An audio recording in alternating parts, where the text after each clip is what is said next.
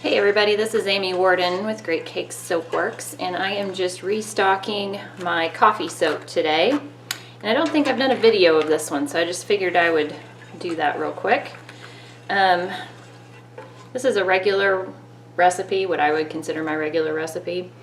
And I'm just adding my essential oil blend right now. I call this one Moroccan Spice, and it's orange, and I do a folded orange so it'll stick in the final soap, and cinnamon and allspice.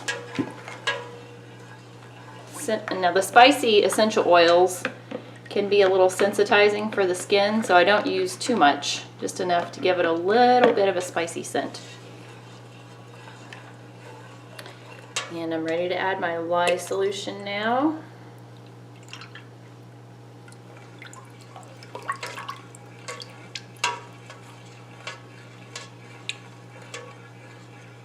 So this is not a soap you want to sit around and watch. So I'm going to move fairly quickly with this. I'm going to divide it out.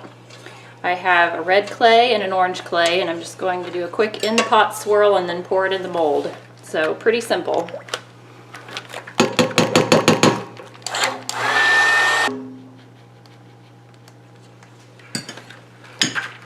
So I'm just going to divide out my colors now. I'm going to do 1.5 cups of each one. And then I'll put the coffee grounds in the main part of the soap.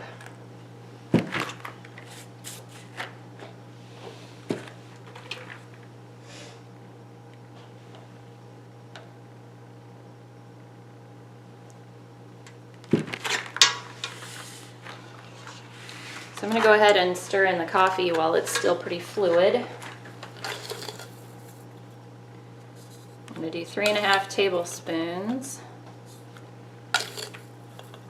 What I love about the coffee soap is that it takes odors out of your hands. So it's a good one to keep in the kitchen. And I know this type of soap has been around for quite a while. I know I've been making it for quite a while. And I have some customers who just love it and always have a bar on hand. So far that's looking really fluid still. So I'm going to set that aside and mix up my clays.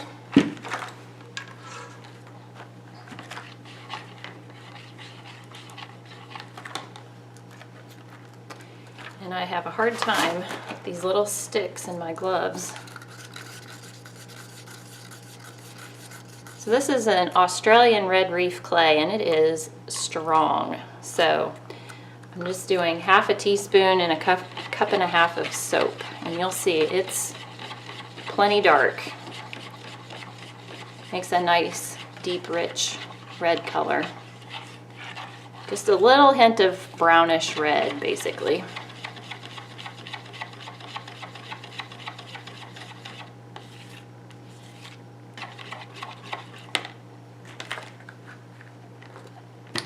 And then this is a lippy clay. Got it from Wholesale Supplies Plus. It's not cheap, but I like the fact that it's a natural orange color.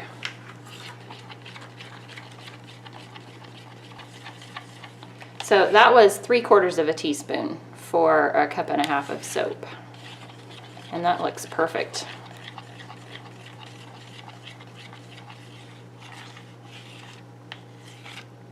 So for an in-the-pot swirl, we actually want this to be about a medium trace before I dump it in there.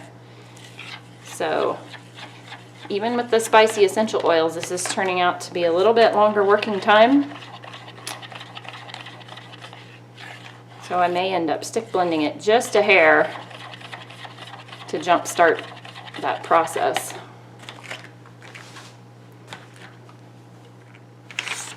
I think I can put my glove back on.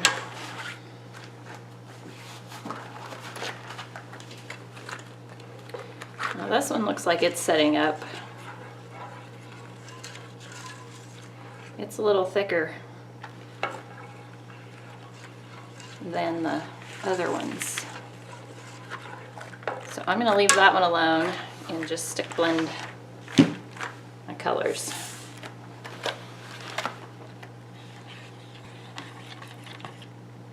And I didn't figure it would take very long here.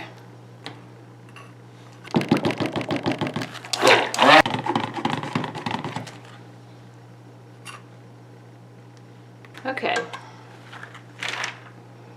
So you can see this is setting up nicely. So I'm going to just pour these in here from various heights so we can get it to sink down to the bottom.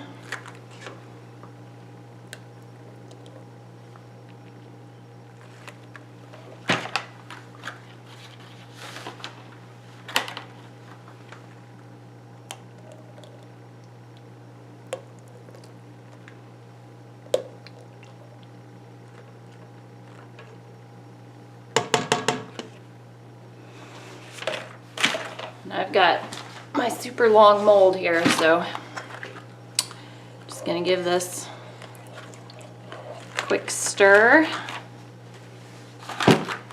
And unfortunately, you're not gonna be able to see the whole thing in the picture, but you'll get the idea.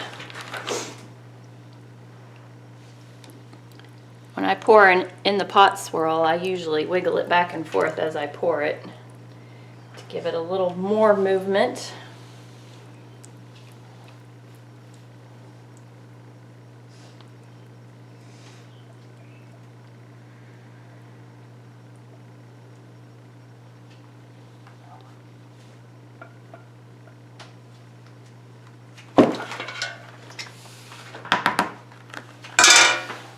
Okay.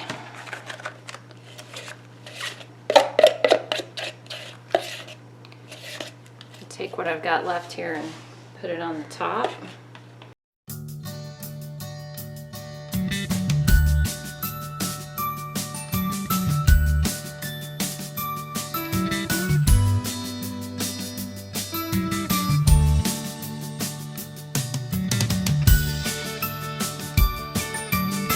This is getting set up pretty well, so I'm not sure how well it's going to swirl, but yeah.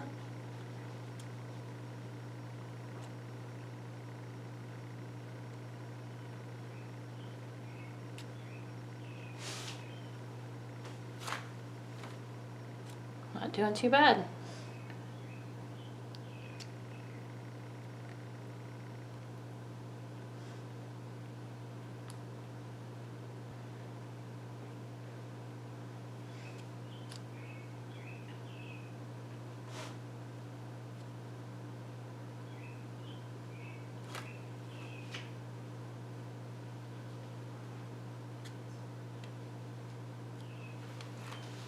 All right, zoom in a little bit here.